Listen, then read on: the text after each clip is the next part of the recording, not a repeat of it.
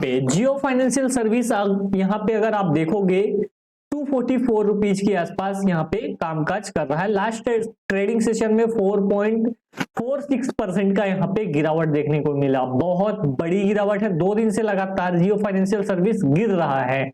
इसके पीछे की जो वजह है वो यहाँ पे जानने का प्रयास करेंगे।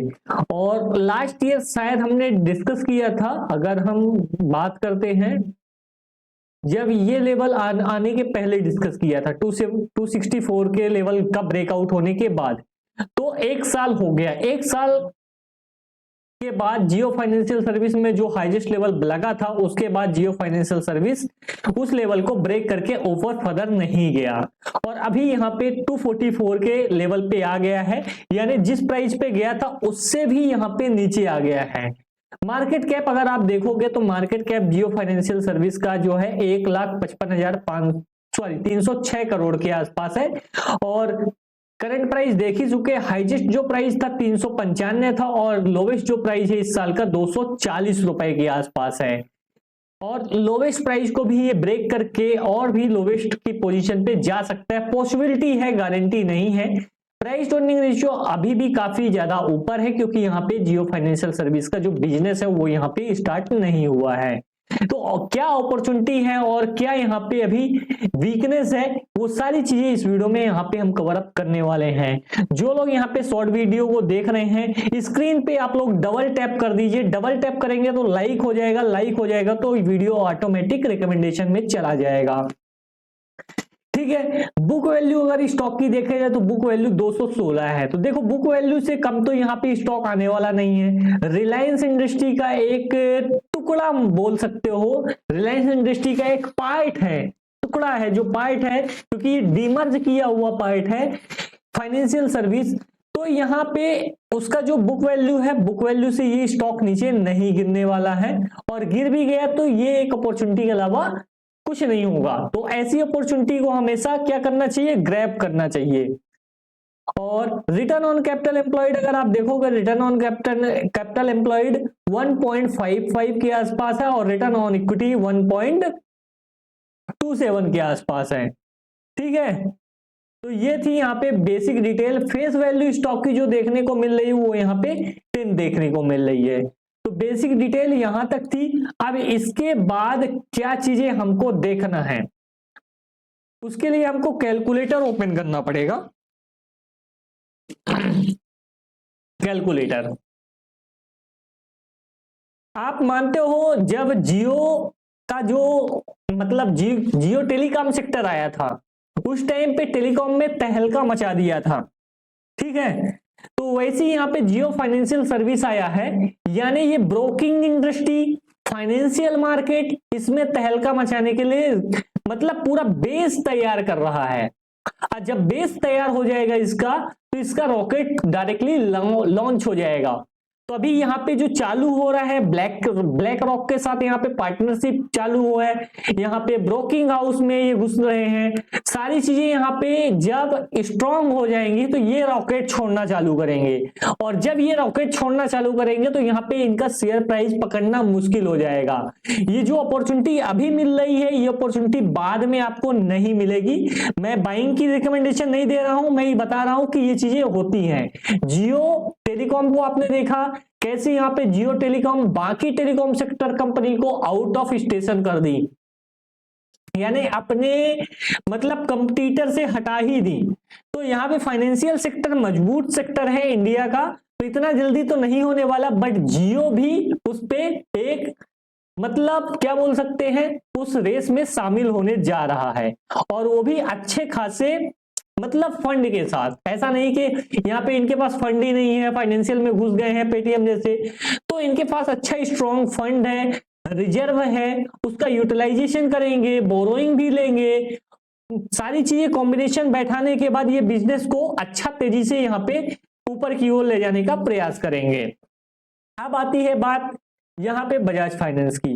बजाज फाइनेंस भी एक टाइम पे ऐसे ही था। अगर आप देखोगे बजाज फाइनेंस, जियो फाइनेंस देख लिए ना, बजाज, एक मिनट, बजाज फाइनेंस, ठीक है, ये भी बजाज फाइनेंस भी एक टाइम पे ऐसे ही था। ऑल टाइम का चार्ट मैं लगाता हूं, ठीक है, सेम चीजें हुआ था बजाज फाइनेंस में भी। ये काफी टूट गया है क्योंकि इसमें शेयर बोनस भी दिए होंगे कंपनी ने, स्प्लिट भी हुआ होगा, देख लेते हैं, स्प्लिट भी हुआ है शेयर, तो वो सारी चीजें हैं, कॉम्बिनेशन सारे यहाँ पे। 1 मिनट, बजाज फाइनेंस, पेंशन नहीं चाहिए, फाइनेंस चाहिए, ठीक है। तो फेस वैल्यू 2 है, स्प्लिट भी हुआ है, ठीक है। तो जब ये लिस्ट हुआ था उस टाइम पे ये करीबन यहाँ पे 14 या 15 रुपए के आसपास था, फरवरी 95 में, ठीक है। फरवरी 95 में ये शेयर लिस्ट हुआ और उस टाइम पे प्राइस किया था 15 रुपए मान के चलते हैं। उसके बाद ये स्टॉक प्राइस गिरा करीबन यहाँ पे 1 साल 1.5 साल में अच्छा खासा टूटा। इन्वेस्टर तो परेशान हैरान हो गए होंगे, 2 रुपए 2.5 रुपए के लेवल तक ये स्टॉक आ गया। उसके बाद एक जोन में काफी टाइम तक ये कामकाज किया क्योंकि ये बेस मजबूत हो रहा था। 1998 से लेके 2002 तक ये इसी जोन में काम किया, ये उस लेवल को भी नहीं टच कर पाया जिस लेवल से ये गिरा था। 4 साल के बाद इसमें थोड़ा सा रिकवरी आया, करीबन यहाँ पे 5 साढ़े 5 रुपए के आसपास ये स्टॉक पहुंचा और उसके बाद ये स्टॉक 5 साढ़े 5 रुपए के आसपास पहुंचने के बाद 2-3 साल में जब इसका बेस स्ट्रांग हो गया तो यहाँ पे बम ब्लास्ट हुआ, ब्लास्ट नहीं बोल सकते, बम ब्लास्ट हुआ। तो यहाँ पे 2002 से लेके जो थोड़ा थोड़ा सा बढ़ रहा था, 2002 से लेके 2006-7 तक बोल सकते हो, 2006 तक ये क्या हुआ, ब्लास्ट हुआ।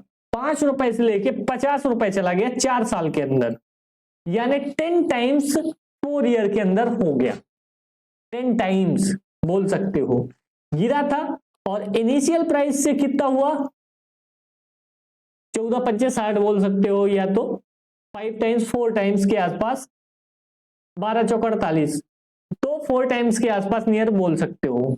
तो लिस्टिंग प्राइस से भी 4 टाइम्स हो गया, बट जो नीचे लगाया था लो और यहां से जहां से उठना चालू किया था वहां से भी कितने टाइम्स हो गया, 10 टाइम्स, और 2.5 रुपए से जो है वो यहाँ पे 20 टाइम्स हो गया। तो ऐसे यहाँ पे मूवमेंट आते हैं स्टॉक मार्केट में जब चीजें अच्छी हो जाती हैं, ठीक है। और उसके बाद ये स्टॉक मुड़ के नहीं देखा, बीच बीच में गिरावट आई, फिर ऊपर गया, फिर गिरावट आई, फिर ऊपर गया, फिर गिरावट आई, फिर ऊपर गया, फिर कोविड की लंबी गिरावट आई, फिर उसके बाद भी अच्छा खासा ऊपर गया, फिर नीचे आई गिरावट, फिर अच्छा खासा ऊपर गया, फिर नीचे आई, फिर ऊपर गया। तो ये सारी चीजें चलती रहती है मार्केट में। अभी ये जो स्टॉक है एक जोन एक में कामकाज कर रहा है और ये जोन को अगर हम बढ़ा दें, ये जोन को अगर हम बढ़ा दें तो इस जोन को अगर ये ब्रेक आउट करता है तो यहाँ पे फर्दर अपसाइड यहाँ पे पॉसिबल हो सकता है, किसमें, इस स्टॉक में। तो वो चीजें यहाँ पे देखने को मिलेंगी। बट हम बात कर रहे थे जियो फाइनेंशियल सर्विस की।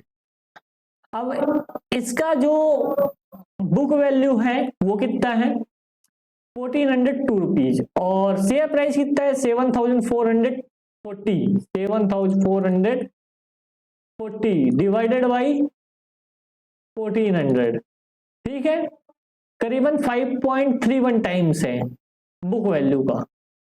इसका बुक वैल्यू कितना है, 216, तो इसमें डायरेक्टली क्या करेंगे, मल्टीप्लाई कर देंगे 216, 1147 रुपए का अगर जियो फाइनेंस आज की डेट में काम करना बजाज फाइनेंस के जैसे बिजनेस करना चालू कर देता है, यानी रेवेन्यू आना चालू हो जाता है, प्रॉफिट आना चालू हो जाता है, तो आज की डेट में ही यहाँ पे इसकी जो वैल्यू है 1147 रुपए के आसपास ये मतलब अफोर्ड करता है, ठीक है, प्राइस टू बुक वैल्यू से।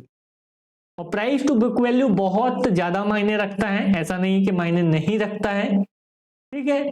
दूसरी चीज क्या है यहाँ पे, अगर आप इसका रिजर्व देखोगे, बैलेंस शीट, इसका भी बैलेंस शीट निकाल लेते हैं। बैलेंस शीट इसका देखोगे, इसके पास रिजर्व कितना है, अभी ये रिजर्व बढ़ रहा है, कितना है 86,680 करोड़ के आसपास यहाँ पे इसके पास रिजर्व है। कितना रिजर्व है यहाँ पे 86,680 करोड़ के आसपास यहाँ पे इसके पास रिजर्व है। और यही किसके पास, जियो फाइनेंस के पास कितना रिजर्व है 1,30,000 करोड़ के आसपास यहाँ पे जियो फाइनेंस के पास यहाँ पे रिजर्व है। तो रिजर्व किसके पास ज्यादा है, जियो फाइनेंस के पास। तो बिजनेस कौन अच्छा कर पाएगा, जियो फाइनेंस। और इसके पास लोन है अभी, इस कारण से इसका जो बिजनेस है वो थोड़ा सा बड़ा चढ़ा दिख रहा है। और जियो फाइनेंस के पास अभी क्या है, लोन नहीं है। तो ये भी लोन ले सकता है, ऐसा नहीं कि लोन नहीं ले सकता, ये भी लोन ले सकता है। और बिजनेस को बढ़ाने के लिए लोन लेना ही पड़ेगा, फाइनेंस में आया है जियो फाइनेंस, तो यहाँ पे लोन लेना ही पड़ेगा। ठीक है, अपने पैसे से बहुत ज्यादा यहाँ पे काम एक्सपांड नहीं कर सकते हैं। और इन्वेस्टमेंट इसका कितना है ये भी देख सकते हो, इन्वेस्टमेंट 1,37,000 करोड़ का यहाँ पे इन्वेस्टमेंट करके रखा है। किसमें करके रखा है, रिलायंस इंडस्ट्री में। इसके पास इतने शेयर हैं, इतने वैल्यू के। ठीक है, तो ये चीज है, इसको हम डिलीट मार देते हैं। इस कारण से इसकी जो बुक वैल्यू है 216 के आसपास आ रही है। और 1,55,000 करोड़ का मार्केट कैप होल्ड करता है, उतने इसके पास क्या है, पैसा है, उतने पैसे के रिलायंस के शेयर हैं। समझ में आई बात। तो ये चीजें यहाँ पे आप क्लियर कट देख सकते हो, ये कंपैरिजन कर सकते हो। अब उसके बाद आ जाते हैं जियो फाइनेंस के चार्ट पे। कितना साल हुआ है लिस्ट हुए, सितंबर 2023 को ये लिस्ट हुआ था, सितंबर 2024 1 साल, सितंबर 2025 जो आएगा, अभी तो बहुत टाइम है, कितना 2 साल। 2 साल में अगर शेयर प्राइस भागा नहीं, क्या 2 साल में शेयर प्राइस लिस्ट होने के बाद भागा नहीं, तो इसका ये मतलब नहीं है कि वो स्टॉक ऊपर जाएगा नहीं। वो अभी यहाँ पे अपना क्या कर रहा है, बेस मजबूत कर रहा है। बेस मजबूत होने के बाद जो रनअप लेगा वो स्टॉक, वो चीजें आपको देखना है। तो ये यहाँ पे आपको समझना पड़ेगा। और जिनके पास है ये स्टॉक, तो वो कतई लॉस में सेल ना करें। ये स्टॉक आपको रिटर्न अच्छा खासा जनरेट करके देने वाला है, तो प्लीज कोई भी स्टॉक लॉस में सेल ना करें। बाकी आपका डिसीजन है, मैं खरीदने की रिकमेंडेशन नहीं बोलता, बेचने के लिए जरूर बोलूंगा इस स्टॉक को कि यहाँ पे अगर आपके पास है तो बिल्कुल भी बेचे ना। ठीक है, नुकसान हो रहा है, बट आने वाले टाइम में ये कवर अप भी हो जाएगा। मैं एक वीडियो बनाया था कि इस स्टॉक से करीबन हमारी जो प्रोबेबिलिटी है, हमारा जो मैथ्स है, वो बोल रहा है किस स्टॉक से यहाँ पे 1,000 शेयर परचेस करने पे यहाँ पे कोई भी इंसान 1 CR आने वाले 25 साल 20 साल में जनरेट करके दे सकता है। कैसे, वो चीज भी डिस्कस करते हैं। 1 ईयर बजाज फाइनेंस। अब ये मानते हो बजाज फाइनेंस जिस टाइम पे बिजनेस कर रहा था, उस टाइम पे लोग लोन उतना ज्यादा नहीं ले रहे थे, ये चीज तो मानते हो। ठीक है, इसी के कारण यहाँ पे इसका जो प्राइस है वो डिक्लाइन हुआ था, वो लिस्टिंग प्राइस से भी नीचे आ गया था। ठीक है, ये यहां से लिस्टिंग प्राइस से नीचे आ गया था, क्योंकि यहाँ पे उस टाइम पे लोग लोन लेना प्रेफर नहीं करते थे। इस कारण से बजाज फाइनेंस का जो बिजनेस है वो थोड़ा सा गड़बड़ा गया। आज की डेट में कोई भी यहाँ पे लोन लेने से नहीं डरता, क्योंकि सबकी सैलरी यहाँ पे अच्छी है और सब यहाँ पे अच्छे से रहना, अच्छे से खाना, अच्छा मोबाइल, ये सारी चीजें यहाँ पे चाहते हैं। तो यहाँ पे जो बजाज फिनसर्व का कार्ड भी बहुत लोगों के पास है, तो ऐसे यहाँ पे जियो फाइनेंस भी यहाँ पे करने वाला है, लोन प्रोवाइड करने वाला है। तो इस कारण से यहाँ पे बिजनेस उतना मतलब स्ट्रगल नहीं करेगा जितना बजाज फाइनेंस का किया था। अब बजाज फाइनेंस का आज के डेट में जो प्राइस है, ठीक है, कितना है? 7440 रुपए। अब इस इनिशियल लिस्टिंग प्राइस की मैं बात कर लेता हूं, 14 रुपए के आसपास लिस्ट हुआ था। कितने टाइम्स दिया है? 531 टाइम्स दिया है। ठीक है, कितने टाइम्स दिया है? 531 टाइम्स दिया है अभी तक में। लिस्ट कब हुआ था ये? लिस्ट हुआ था 96 में। कितने साल हो गए? 96 से लेके 2026 तक 30 साल हो गए। स्प्लिट की मैं बात नहीं कर रहा हूं, ठीक है, अभी स्प्लिट भी हुआ, फेस वैल्यू चेंज हुआ, वो सारी चीजें मैं बात नहीं कर रहा हूं, डिविडेंड दिया, वो कुछ नहीं मैं बात कर रहा हूं। 531 टाइम्स ये हुआ।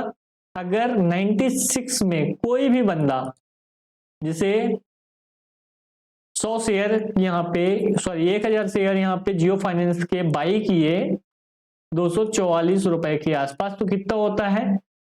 2,44,000 के आसपास। कितना होता है? 2,44,000 के आसपास इंटू 500 टाइम्स। स्प्लिट की मैं बात नहीं कर रहा हूं, शेयर प्राइस की बात कर रहा हूं 30 साल में, जैसे बजाज। तो कितना हो जाएगा? 12 करोड़ 20 लाख। ठीक है, मैं 12 करोड़ 20 लाख की बात ही नहीं करता, क्योंकि वो लोग बोल रहे हैं यहाँ पे मार्केट कैप इतना नहीं जाएगा। ठीक है, मार्केट कैप छोटा रहेगा। 1 लाख का 1.5 लाख करोड़ है तो 5 लाख करोड़ होगा, इससे ऊपर नहीं जाएगा। नहीं, ऐसा नहीं है। 20 साल बाद चीजें बदल जाएंगी, 30 साल बाद चीजें बदल जाएंगी।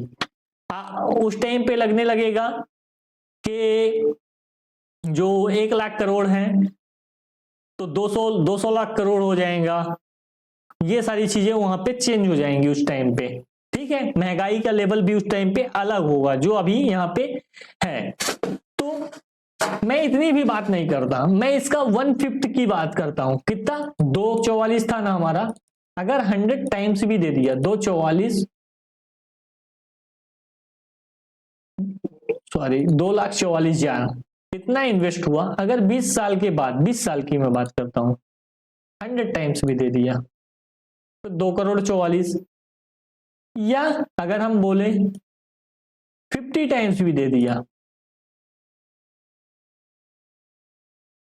50 टाइम्स तो मान सकते हो 50 गुना होता है। 20 साल में शेयर होता है, ऐसा नहीं है कि नहीं होता, होता है। 50 गुना भी हो गया, 1 करोड़ 22 लाख रुपए। 1000 क्वांटिटी शेयर परचेस करने पे आज की डेट में आपके 20 साल में प्रोबेबिलिटी है कि 1 करोड़ 22 लाख यहाँ पे बन सकते हैं। प्रोबेबिलिटी है। अब यहाँ पे 20 साल में हम रिटर्न भी देख लेते हैं बजाज फाइनेंस का कितना है। कब से देखा जाए? यहाँ पे 2005 से, 2006 से देखते, तेजी के बाद। ठीक है,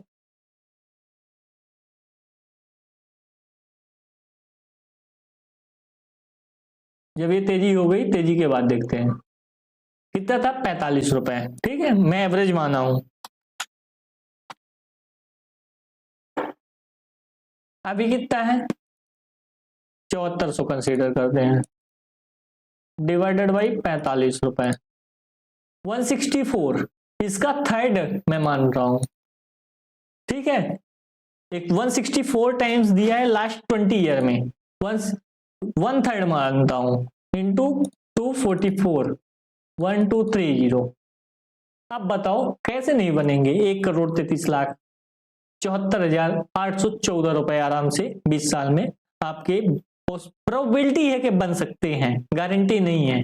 अगर रिटर्न यहाँ पे दिया तो इस हिसाब से आने वाले टाइम में क्या पता इससे ज्यादा तेजी से रिटर्न जनरेट करे, क्योंकि यहाँ पे बिजनेस पूरा सेटअप बना हुआ है।